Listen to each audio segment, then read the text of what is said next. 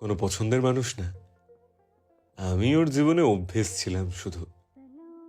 এই ভীষণ ব্যস্ত দুনিয়ায় খানিকটা ফাঁকা সময় কাটানোর মাধ্যম ছিলাম আমি।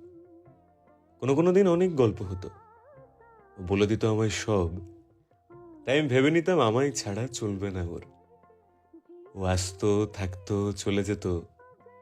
আর আমি ওকে নিয়ে সাজিয়ে নিতাম দুনিয়া।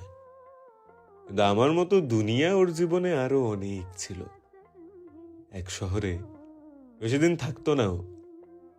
কিন্তু এই বদলে যাওয়ার আধুনিকতায় আমি দেখাতে পারিনি অভিমান, বলতে পারিনি কিছু, দিতে পারিনি কোনো দোষ। কারণ আমার সাথে থাকার কথা তো কোনোদিনও দেয়নি।